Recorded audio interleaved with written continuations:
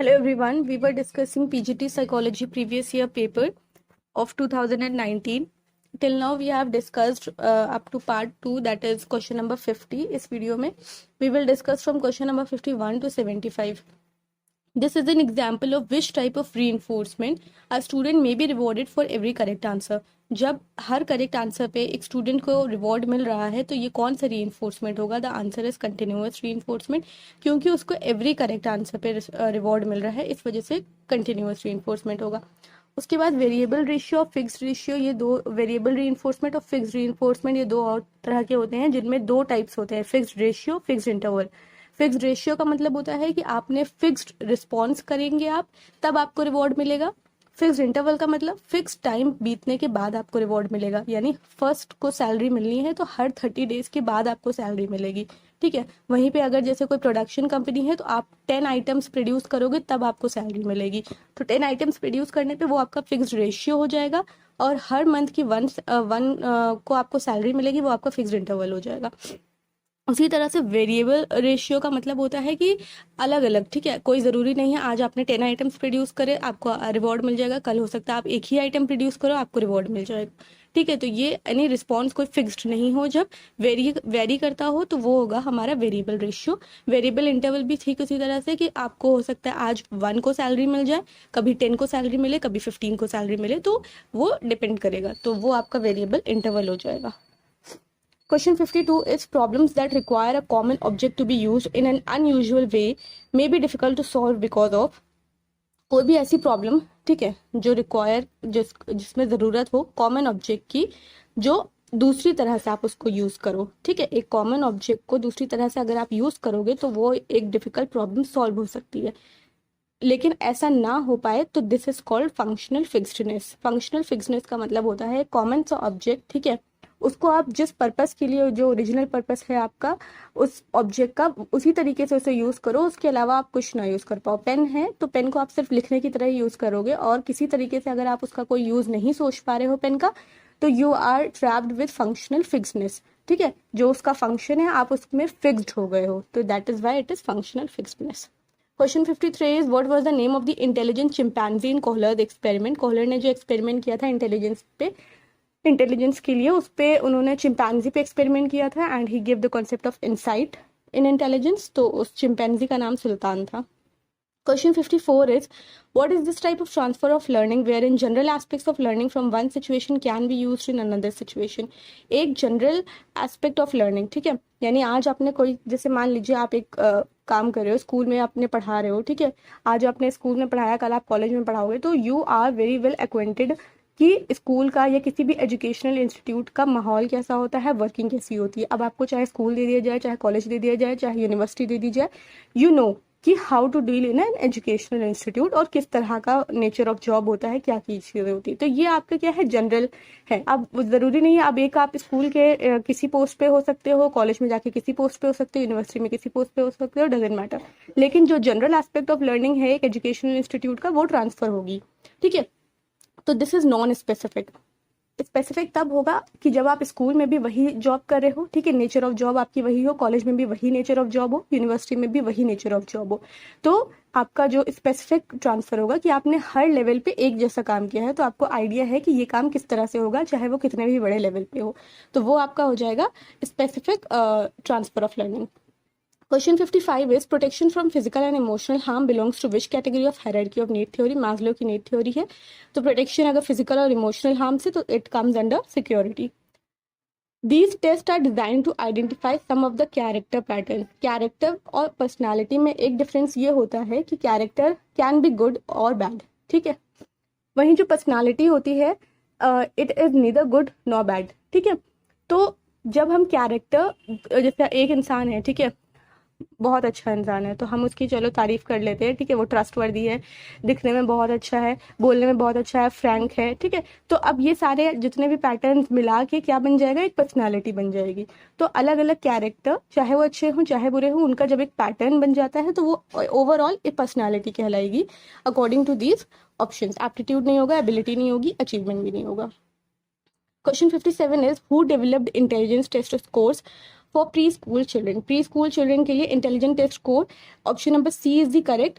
मुझे सिर्फ इतना ही पता चल पाया है कि इन लोगों ने ये इंटेलिजेंट टेस्ट स्कोर डेवलप किया था, बट मुझे इनका कुछ एक्सपेरिमेंट या कुछ पेपर वगैरह इनका नहीं मिल पाया है, तो I can not elaborate more on this कि क्या था वो इंटेलिजेंट टेस्ट स्कोर, ये किस तरह से निकाला गया। सो आप इसके नाम याद रख सकते हो। Question 58 is, who said intelligence is an adaptive process that involves an interaction of biological maturation and environment?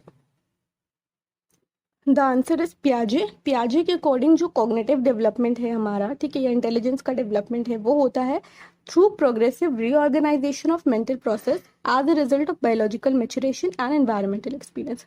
As the child grows, उसी को ही बायोलॉजिकल मेचुरेशन बोलेंगे, ठीक है, कि सोचने की जो एबिलिटी है वो डेवलप होना, ठीक है, प्रॉपर जो आपके मसल्स हैं वो डेवलप होना, ये आपका बायोलॉजिकल मैच्योरेशन है। और एनवायरनमेंट के साथ जो आपका एक्सपीरियंस है, ठीक है, बच्चा है वो और लोगों से बात करता है, दूसरे लोगों से इंटरेक्ट करते हैं, वो खेलता है, ठीक है, तो ये दोनों चीज मिला के कि एज अ चाइल्ड ग्रोज और वो बाहर की जो चीजें होती हैं उसको समझने के काबिल होने लगता है, और उसका जो डे टू डे इंटरेक्शन होता है with others, with his environment, ये दोनों मिलाकर कॉग्निटिव डेवलपमेंट होता है अकॉर्डिंग टू पियाजे। तो यहाँ पे यही पूछ रहे हैं कि इंटेलिजेंस क्या है, अडेप्टिव प्रोसेस है, ठीक है, क्योंकि अडेप्शन और एसिमिलेशन की बात करी थी पियाजे ने, that involves an interaction of biological maturation and environment.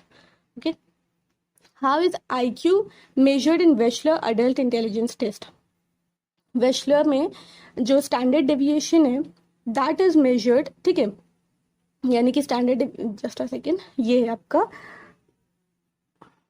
आपका स्टैंडर्ड मतलब एक स्टैंडर्ड पॉइंट है, ठीक है, मीन, मीडियन एंड मोड जो होते हैं वो सारे एनपीसी पे यहाँ पे लाई करते हैं, ठीक है।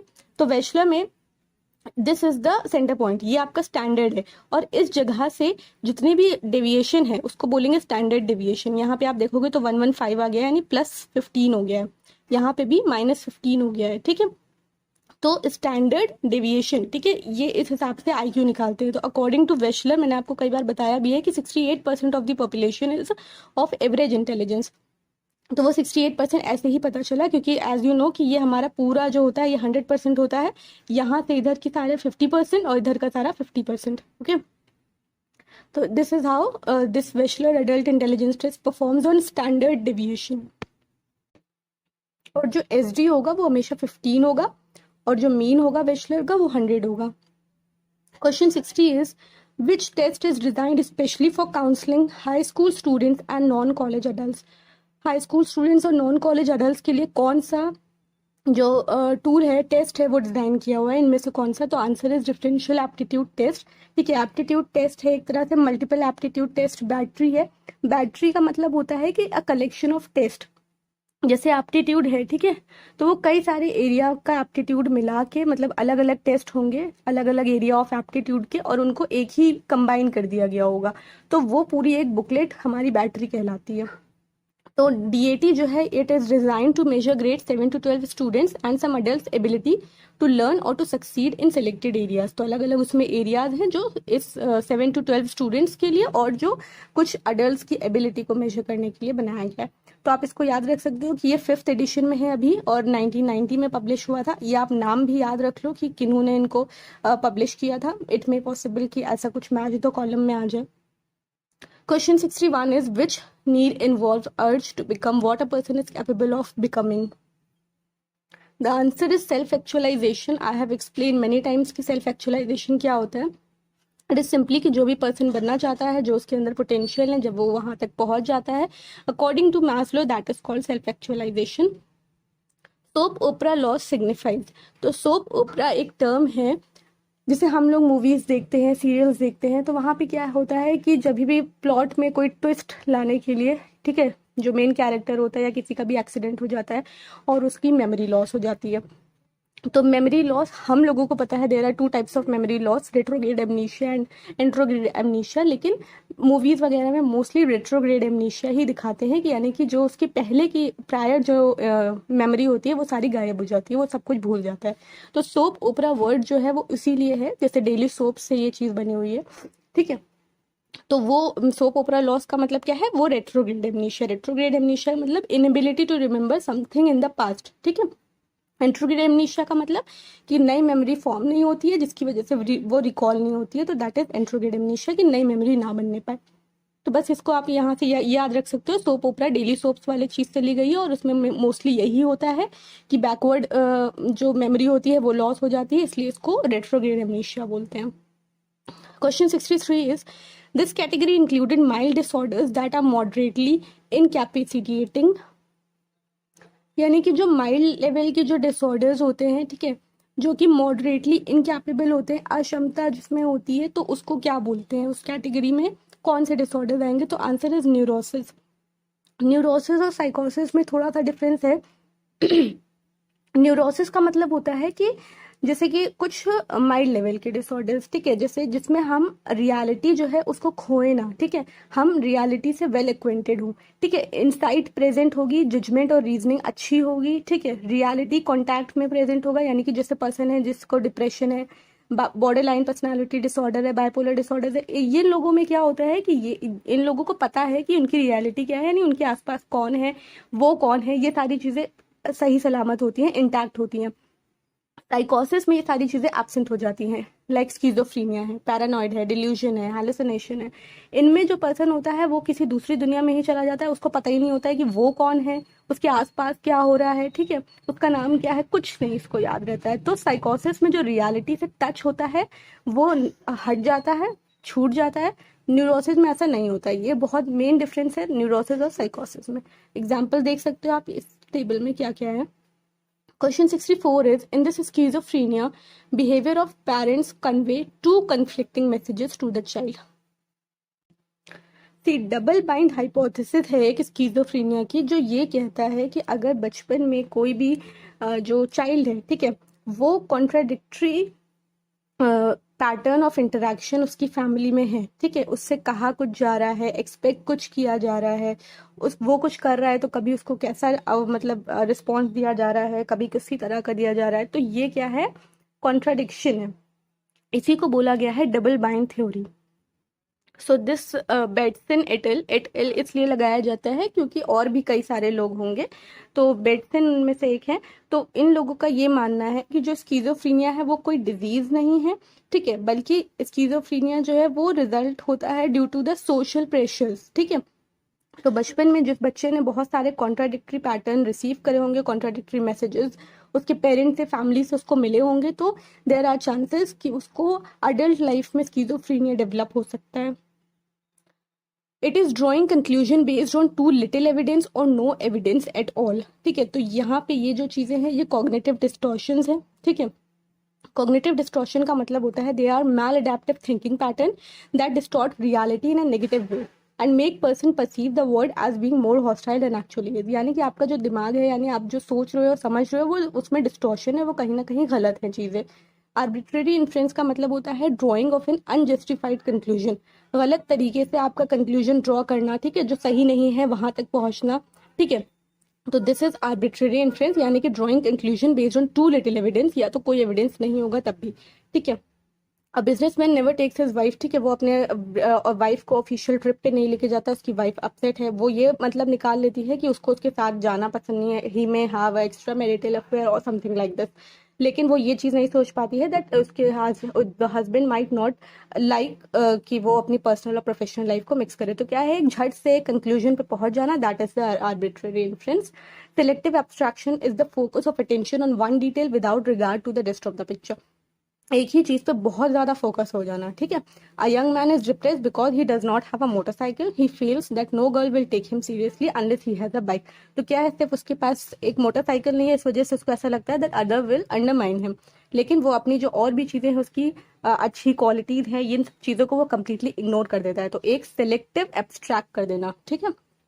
ओवर जनरलाइजेशन का मतलब होता है drying of a general conclusion based upon limited events, कुछ आपके पास प्रूफ है, ठीक है, एक छोटा सा इवेंट हुआ उसमें आपने ओवर जनरलाइज कर दिया। एक फादर ने अपने सन को स्मोकिंग करते हुए पकड़ लिया, तो अब वो इतना सब कुछ सोचेंगे कि उसकी मतलब पीयर ग्रुप जो है वो अच्छा नहीं है, वो बिगड़ गया है, एक्सेट्रा एक्सेट्रा, लेकिन ये नहीं सोच पाएंगे कि हो सकता है it is because of only peer pressure, कभी उन्होंने भी ऐसा किया होगा, ठीक है। तो वो होता है ओवर जनरलाइजेशन। मैग्निफिकेशन और minimisation.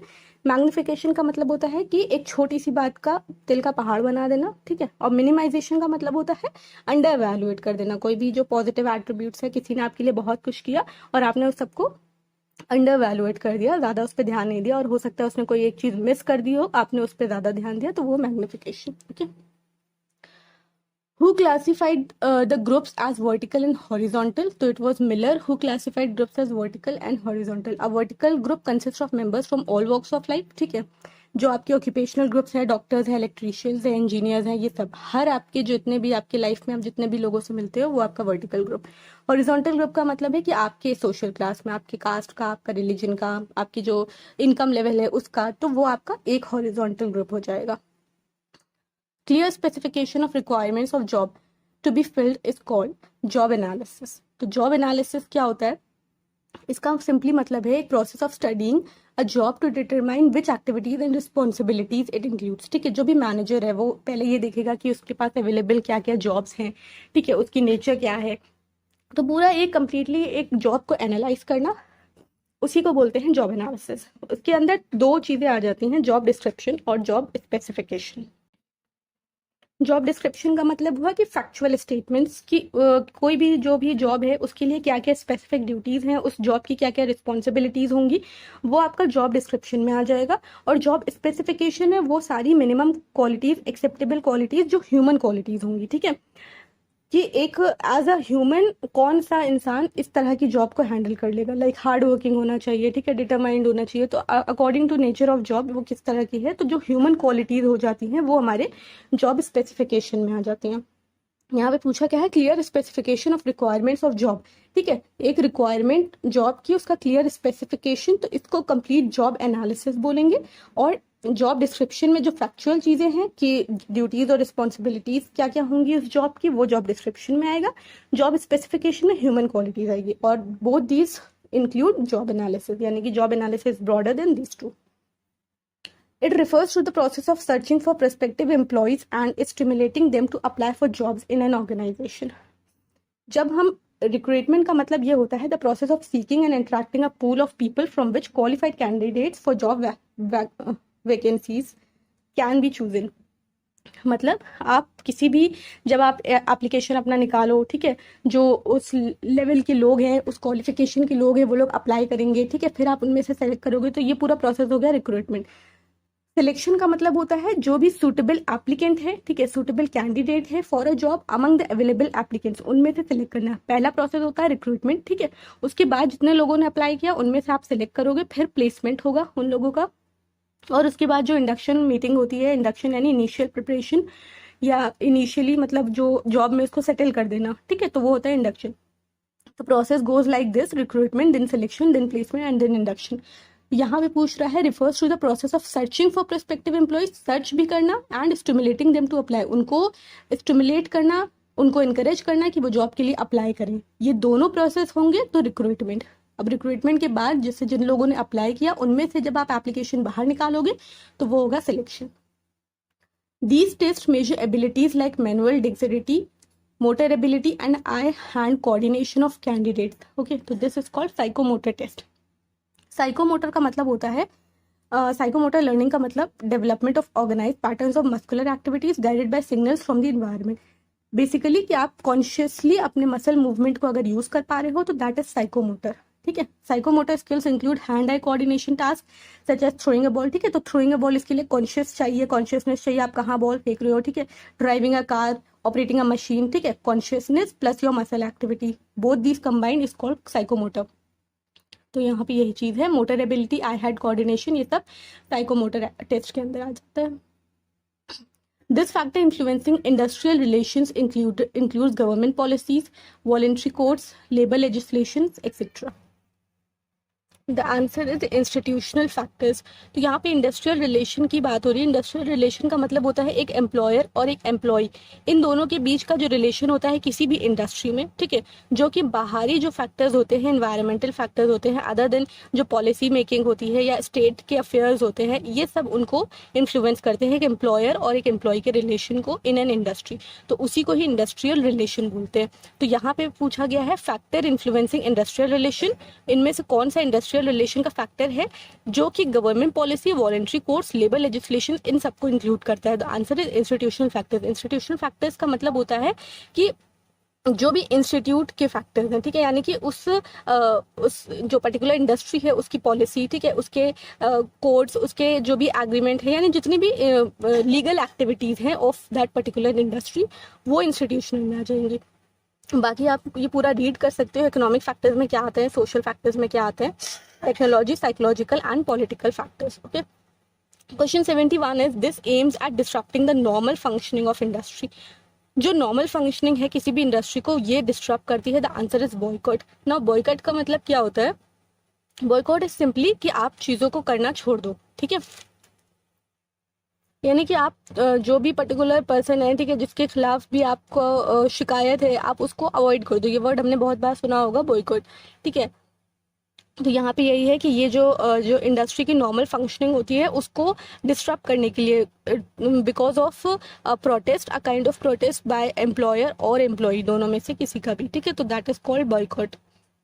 These motives are innate and based upon physiological needs. तो प्राइमरी नीड्स जो हैं वो इन्नेट होती हैं, फिजियोलॉजिकल होती हैं, ठीक है। In this type of interview the candidate is given the freedom to tell about himself. तो ये 4 तरह के इंटरव्यूज यहाँ पे दिए हैं। इनफॉर्मल इंटरव्यू का मतलब होता है कि हम कोई भी पहले से ही क्वेश्चंस प्रिपेयर करके नहीं रखेंगे, जो भी जिस तरह से भी बातचीत होगी, ठीक है, हमारा क्वेश्चन उसमें से निकलेगा, हम उस फिर उससे कोई दूसरा क्वेश्चन पूछेंगे, मतलब कंप्लीटली इनफॉर्मल जो टॉक होगी वो होगा इनफॉर्मल इंटरव्यू, ठीक है। फॉर्मल इंटरव्यू में पहले से क्वेश्चन सिलेक्टेड होते हैं कि मुझे ये चीज़ें पूछनी है, इन चीज़ के बारे में डिस्कस करना है। उसी तरह स्ट्रक्चर्ड और अनस्ट्रक्चर्ड इंटरव्यू होता है। स्ट्रक्चर्ड में जितने भी क्वेश्चंस हैं, नंबर ऑफ क्वेश्चंस हैं, क्या क्या पूछना है, वो सारे स्ट्रक्चर्ड में आ जाते हैं। अनस्ट्रक्चर्ड में डिपेंडिंग कि क्या मतलब किसी भी वे में आप बात कर सकते हो, ठीक है, वो होगा आपका अनस्ट्रक्चर्ड, यानी कि as the moment of flow, ठीक है, जिस तरह से बात हो रही है उस तरह से। स्ट्रेस इंटरव्यू जैसे आपने रोडीज वगैरह का देखा होगा कि बहुत ज़्यादा स्ट्रेस डाल देंगे किसी बात पे, मतलब आपको एक स्ट्रेस की सिचुएशन में डाल देंगे और उसके बाद आपसे क्वेश्चंस पूछेंगे, तो वो आपका स्ट्रेस इंटरव्यू होगा। डेप्थ इंटरव्यू का मतलब होता है एक तरह का ये क्वालिटेटिव रिसर्च है, ठीक है। तो मोस्टली अनस्ट्रक्चर्ड पर्सनल इंटरव्यू होता है जिसमें जो एक सिंगल रिस्पोंडेंट होता है, ठीक है, उसका इंटरव्यू लिया जाता है by a very highly skilled interviewer, ठीक है। तो जो पर्पस होता है वो यही होता है कि जो उनकी एटीट्यूड है, उसका फीलिंग किस तरह की है, ये सब चीज़ें बहुत यानी डिटेल्ड में किसी भी पर्सनैलिटी को इंटरव्यू करना, तो that is depth interview. Question 74 is who developed psychoanalytical theory? Very simple question. The answer is Freud. Who propounded the self theory of personality? तो कार्ल रॉजर्स का है। इन्होंने इस पे सेल्फ कॉन्सेप्ट की भी बात करी थी, आइडियल सेल्फ, बेसिक सेल्फ, ठीक है, ये सब हमने पढ़ा भी हुआ है एक वीडियो में। तो कार्ल रॉजर्स थे who has given this self theory of personality. So these were today's video, ठीक है। 25 क्वेश्चन हमने इसमें डिस्कस करे हैं। I will bring further 25 question very soon. I was not well, तो इस वजह से the video got delayed and I will try to bring the next part very soon. Till then stay tuned. Thanks for watching. Have a good day ahead.